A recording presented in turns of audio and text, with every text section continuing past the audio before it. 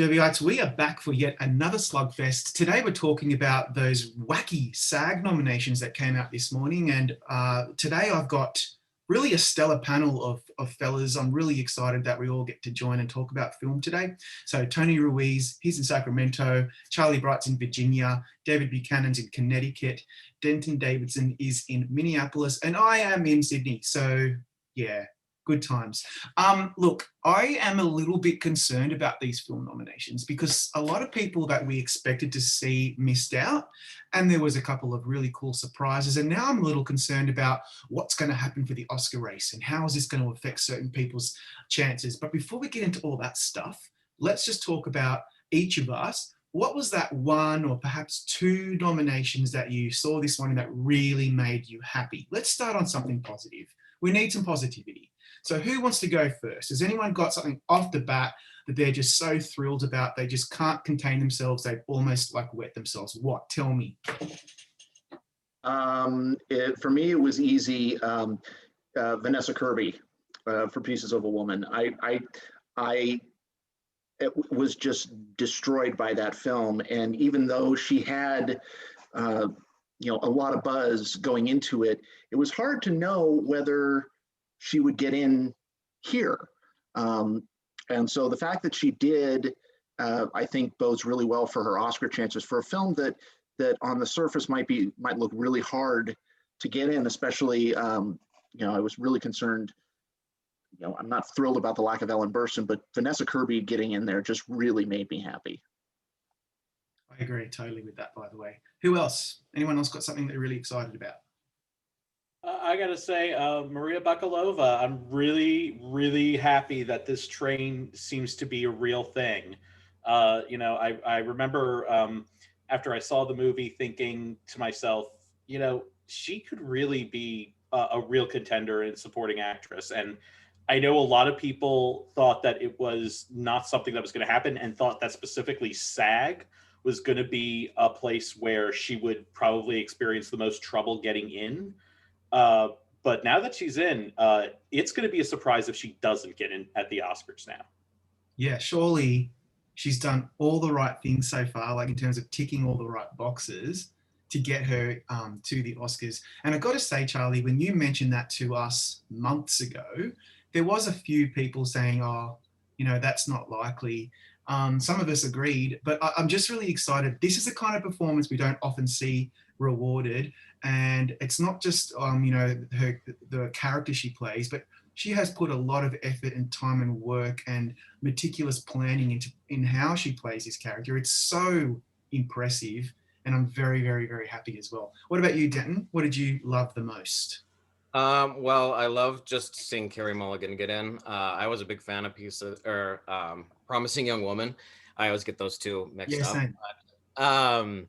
So I was happy to see her get in. I'm interested to see what her trajectory is, because I know at the beginning of the season, people were kind of iffy about that performance and if she would make the cut. So now that she's in Globes and SAG, I think that looks well for her. And I liked that they sort of reversed course on some of the things the Globes did. It was good to see the Five Bloods get in a few times after being completely snubbed. And just having a different group of top pictures. Ma Rainey's Black Bottom is up there. So I like that it's different than the Globes. Yeah, you're saying that it mixed things up a bit, which is always a plus when you get these two awards groups announcing in quick succession. It's nice to see things still up in the air. What about you, David? What did you think? Yeah, I'm going to say Ma Rainey in Film Ensemble. I was upset that it missed picture at the Globes, and really happy it's back here, especially since, you could have nominated any number of the supporting players in the film categories. I was hoping for Glenn Turman as supporting actor, or even Coleman Domingo. So to see the whole ensemble recognized was really nice. And that it's back in like the top 5, at least at SAG, is really exciting. Yeah. You guys have all pretty much stolen the ones that I was most excited about, because like Maria Bakalova and Vanessa Kirby and Carey Mulligan, they're the kinds of performances that I wanted to see in there. I was actually super excited about One Night in Miami, the ensemble cast getting in. in Best Ensemble, because I thought of all the ensembles, that's the one that I found to be most compelling. And so I was really excited about that too. You know, before we talk about the things we didn't quite like, there's something that always comes up after the SAG nominations, and that is we've seen a whole bunch of critics nominations, and then we start getting into the stuff that really matters, the guilds, and also the Globes. They do have some influence. So the Globes put out their nominations, then the SAGs put out their nominations, and it starts to make us think, oh, there are certain contenders that we weren't thinking had a chance and now do have a chance. And I'm thinking specifically of someone like Helena Zengel. Not a lot of people were putting her in their top 5, and now she's got both. The same goes for Jared Leto. No one was putting him in their top 5 really, and now he has both. And so that really mixes things up for me particularly. I was just wondering what you guys think of how the race is now positioned pre-Critics' Choice and for certain contenders that really got a good boost. Does anyone want to have a go at that? Well, I could just say, I mean,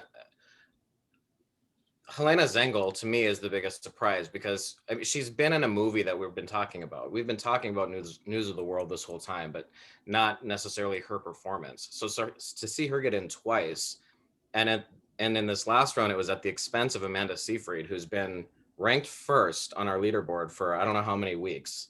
So she's not even in at SAG. So now to have someone like Helena come in and get in at SAG, I think does say to me that she has a good chance at getting in at the Oscars, but I don't know. It's tough because she's so young. I still think they might reverse course at the Oscars. I don't know. She's going to make things definitely more difficult to predict. Yeah. Anyone else have a thought on Helena? Yeah, one of the things I think Denton's exactly right, because I was thinking the exact same thing about Helena Zengel. I was thinking of it also at the expense of not just Amanda Seyfried, but also at the expense of somebody like Ellen Burstyn. Yeah. You know, we all remember when Ellen Burstyn got nominated for a 14-second performance. So, you know, everybody, you know, she's Hollywood royalty, and she doesn't get in specifically at SAG. So that could be the start of a real train for Zengel. I think in the supporting categories specifically, I don't think there's a clear front runner. I mean, nobody really has dominated even among the Critics Awards. Apart from Paul Rassi, who's not there. Except for Paul Rassi, who's not nominated. But you know, I think with these two coming, with the SAG and Golden Globes coming back to back, I think we're seeing at least certain narratives start to form, but there doesn't seem to be a single film or a single performance that seems to be coalescing as a front runner. Yeah, and I think that will be the case until we start seeing winners. And if one person, for example, if I don't know, Sacha Baron Cohen starts winning everything for the Trial of Chicago 7, then obviously he will move up front. But for now, it's so exciting because, I mean, Maria Bakalova's pretty much won most stuff up to now in the supporting actress race, but it's still so wide. It's been her and Yo-Yeon Chung. Yeah, that's right. So what about you, Charlie? Do you think anyone here in this list has been helped by the SAGs this morning?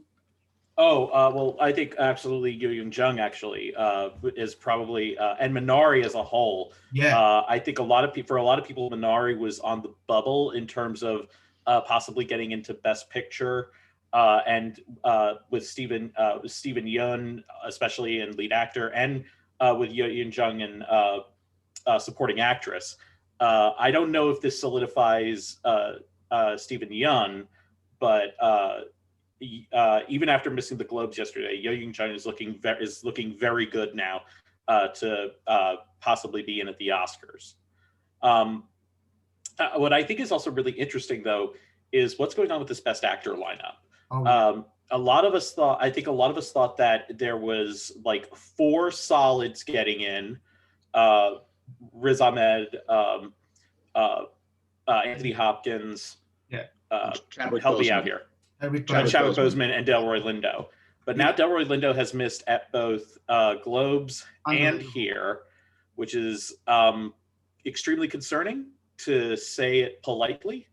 And just it's inexplicable as far as I'm concerned. It's completely inexplicable, and I'm just going to say it, unforgivable that he's not in here. I mean, I'm trying to think back of when the last time there was a person like this who was so universally acclaimed that didn't get in anywhere. We still have to wait on BAFTA.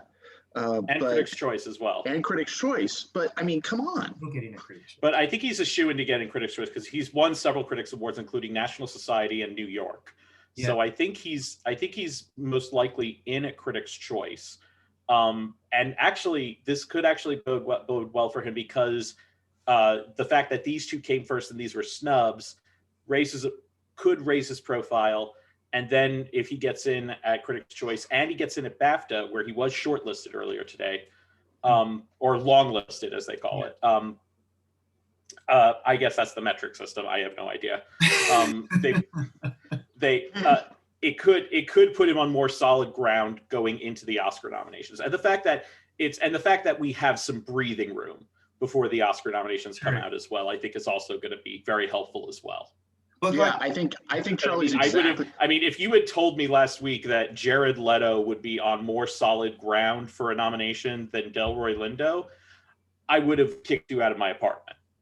Yeah, and I think Charlie's exactly right, because the idea here is that now that there's time, we had these two nominations, or in Delroy Lindo's case, lack of nominations back to back, which gives time. And you saw it with the Golden Globes yesterday, the outpouring of shock that Spike Lee and The Five Bloods was completely ignored can only really help Delroy Lindo, that people would go, oh my God, Delroy Lindo didn't get oh my God, we got to put him in here. So I think that's why I have not taken him out of my Best Actor top 5. Well, David, it's sort of like a reverse of what happened with Amy Adams. Yeah, with Rival, where everyone thought that she was safe and that she would most likely get in, and then it was one of the shocks of the morning when she didn't get in. Yeah, like David, what's going on here? Because I always thought there were 6 real solid contenders for Best Actor, and Delroy Lindo was probably up the top of that list, and Stephen Yeun was probably down the bottom, perhaps. And what's going on? What do you think explains the Delroy snubs yesterday and this morning? I mean, the stats are concerning, but the reason I have him in still is because the HFPA is so small, and they clearly just didn't take a liking to the film anywhere. So that stat I can understand, that if they just did not want to give the film any bids, okay, that's one thing. And there's support for him. I mean, there's support for the film at SAG, even though he didn't get the nomination. He's in ensemble. Chadwick showed up in supporting. So either they actively did not want to nominate him, Delroy, in lead, or they just, he just fell short of the margin by a few points. Yeah. So I'm going to leave him in for now and see, as Charlie's saying, if he rebounds in some of these later prizes. I'm kind of writing off the Globes omission as just the very small, 90 some odd people of the HFPA. It wasn't their, the whole film just wasn't their thing, and that's fine. So I think it's recoverable. I just right now I'm not giving up on it yet. Yeah, and I think one thing that also should be pointed out here is Mank underperformed here. Yeah, exactly. I think it's interesting because it's we thought that Mank really bounced back yesterday, but I think the thing that to keep in mind there is that the Golden Globes, for as much as they love the movie, they're not actual industry people. So Mank has a lot more time to get back on solid ground with lots of guilds and things like that. But the fact that it only got Gary Oldman, it had a good ensemble, which maybe it's because Tom Pelfrey's in it, and they just don't like Tom Pelfrey. That was for Marcus. But I mean, it is kind of weird that that this movie that looks like this big Best Picture frontrunner would not get in for the cast award. Yeah. So I would be concerned. I would be keeping my eye on that. The fact that Oldman is the only one who got in is very strange. change. And yeah, that's a very good point, Charlie. But quickly going back to Delroy, what concerns me, and I'm actually thinking of taking him out, because if Chadwick Boseman gets nominated, and a lot of people, I sound like Donald Trump, but a lot of people have actually been saying that Chadwick Boseman isn't necessarily that award worthy for Da 5 Bloods. But the SAG still found room for him, but not Delroy Lindo. And that, to me, and also in stunt ensemble, as well as ensemble, they liked the film a lot, but they didn't want Delroy nominated. That really concerns me. And I just think if he doesn't perform at BAFTA, he's out. If he does perform at BAFTA, I'm going to be umming and ahhing about it. With Mank, the fact that Amanda Seyfried is not there, big alarm bells for me. Problem. The HFPA, of course, they love Mank. That's exactly the kind of film they go for. They're all like 80 years old, from like Liberia and Romania. They probably just, that's their bag. The SAG voters are supposed to be generally pretty conservative as well, and they just weren't into it at all. That's a problem for Mank, and Netflix need to really ramp up their efforts there. What about you, Denton? Do you think that Mank is in trouble? Yeah, I definitely think Mank is in trouble. And, you know, I agree with you guys. I think the weirdest thing about Delroy missing for me was, I mean, as far as I was concerned, Gary Oldman was already on the bubble as well. I had Delroy above Gary Oldman. So I think it's odd that they did give Da 5 Bloods the ensemble nomination and still left him off. And, you know, I don't really have an explanation for that other than, you know, they just looked over it. Yeah. Well, thank God Riz Ahmed's there, and Anthony Hopkins, Stephen Yeun, they're all brilliant. In the actress category, Viola Davis, no surprise. Vanessa Kirby, fantastic. Frances McDormand, no surprise, fantastic. Kerry Mulligan, great. Amy Adams, interesting. And the same thing would be said for Glenn Close. Although Glenn Close has already been in the conversation quite a bit, but Amy Adams and Glenn Close made it in for Hillbilly Elegy. You know what? I actually didn't mind the film. I found it okay. It was entertaining. I didn't hate it. But if you're in the Twitter bubble or the blogosphere, if you like Hillbilly Elegy, then there's something wrong with you, apparently. So who would like to talk about how they both got in? Well, Glenn Close was going to get in. Glenn Close, I think, was a much stronger, getting in than anything else. I mean, I think there's just a desire to give her something, even though I don't necessarily think it should be for this. The Amy Adams one is interesting to me because, really the four, Viola, Frances, Kerry, Vanessa, those four have been pretty consistent. Those same four got in at the Globes. The key difference here is that it's that fifth slot that seems to be where there are so many contenders, whether it's, Andra Day or Zendaya, or in this case, Amy Adams. I can only chalk it up to the fact that, Amy Adams is more of a well-known name in the community. And also her film has been more widely seen, most likely. Yeah, exactly. Maybe they just didn't see Malcolm and Marie. But what do you think about Andra Day? Is she in trouble now? Well, I mean, first of all, I just want to say, when Hillbilly Elegy came out, everyone was talking about it on Facebook, and like, I know people around here, a lot of people love that movie. So, I mean, people got really into the emotion. I know a lot of people, critics panned it or whatever. It has a really high audience score on Rotten Tomatoes. So, I mean, people did like the movie, and I think a lot of people in SAG-AFTRA probably enjoyed the performances, and they were big over-the-top performances that get acting nominations. One of the biggest disappointments for me was Andra Day not getting in for United States versus Billie Holiday, just because she's someone I'm rooting for, and I know that, her film came out late. It still hasn't been seen in wide release. So that probably hurt her, but the fact that she was nominated for Golden Globes, but not at SAG, and we found out earlier today she's not on the BAFTA list, so she won't be getting a BAFTA nomination. So her path is now from Golden Globes to Oscars, and that's a tough path to track. It is. David, what stuck out for you in Best Actress? Yeah, just on the same note, I understand why Dame is probably not there. I don't think it was widely enough seen, but I I'm not confident about slotting Amy Adams into that 5th slot for the Oscars. So I don't know. I need more races to figure out who I'm going to put in that 5th. Because like Tony said, I think the top 4 is more or less locked, but there's just a few different options that you can put in that 5th, and there's definitely no consensus yet. So I'm not sure what I'm going to do, but I'm not sold on Amy Adams after SAG. No.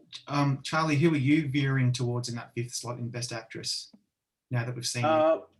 Well, let me see. So I think of the ones that we think have the possibilities of getting in, let me think here. We got Amy Adams, Zendaya, Andre. Yeah. Any I was others? hoping for, Elizabeth Moss. I thought she's in trouble now, but I thought she was in the conversation.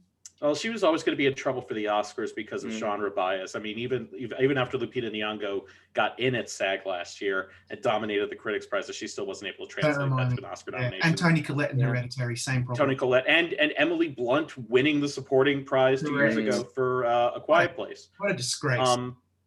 Yeah. So I can't think of anything, but my instinct would probably be to lean towards Andre Day right now. Okay, because it's no secret The Invisible Man is probably my favorite film of 2020, and I loved Elizabeth Moss in that film, and she was getting a few critical notices, and then I think with the last 2 days her chances have really started to evaporate. Plus the genre bias is a real problem for her. If more people see, and it came out so long ago, hopefully it'll get some love in some below the line categories. But what is time anymore? What is time anymore? Time and space, we're all just living in this craziness. But if more people see Malcolm and Marie and that buzz continues, then I think Zendaya might make it in, particularly because people have really come to notice her after her Emmy-winning performance in Euphoria. But let's move on. So we don't have a lot more time. I want to talk about Best Supporting Actor for a little while, and then we'll move on to Actress. So no Paul Russi, which just very disappointing. I had him in first. Sorry. Come on, that was going to be a long shot. That was going to be a long shot. I didn't see it as a long shot at all. I just thought there's. I really feel like that was going to be a long shot for the Globes and SAG. I really think. I mean, as much as I loved it, as much as I loved the performance, I remember watching the movie and going to myself, "Oh wow, that guy was really good." I really felt like, even with all the Critics Awards, it really felt like it was just going to be the place it would really show up as Critics' Choice. Yeah, well, I hope it does. But I'd like to know from you guys, why do you think the momentum has coalesced behind Leslie Odom Jr. and Sacha Baron Cohen in those 2 ensemble pieces, and not some of their co-stars like Mark Rylance and Eli Gorey or someone like that? Why do you think? Frank Langella. Sorry? Or Frank Langella. Yeah. For me, Leslie Odom Jr., it's, he goes through the emotions throughout the film, but for me, it's just the last scene where he's singing "A Change Is Gonna Come." I mean, to me, that's what got me at the end of the movie. To me, that's the one that sort of hits you right in the guts. So he was the lasting impression for me in that film, and it doesn't hurt that he's singing as well. Yeah, that never hurts. What about you, David? You think Sacha Baron Cohen's pretty much now on the road to the Oscars? I think it helps that Mark Rylance isn't showing up in these categories. I mean, I had him in my predictions for a long time and have been dropping him as we get closer and closer. I mean, I'm surprised that the support is kind of all coalesced around one, but I think that certainly helps Cohen, especially since he's also giving the comedic performance this year. I mean, he's got the dual nominations at the Globes, and just having that in your mind and thinking about an actor's range when you're finalizing your ballot, I think can't hurt at all. Yeah. I think that also, the thing that has helped Cohen is that I think for people, I think he does give a fantastic performance, but it's also I think for a lot of people, it's the uncanny resemblance that he has to Abby Hoffman. You ever seen a picture of Abby Hoffman? It to me, like the visual similarities is like George C. Scott and Patton. It is like it is there, and it feels like usually with an ensemble film like that, you could maybe expect like 2 nominations for there, but there was no coalescing around a second person. It's just been so varied. You have some people that single out Mark Rylance, you have some people that single out Frank Langella, you have some people that single out Yahya Abdul-Mateen II.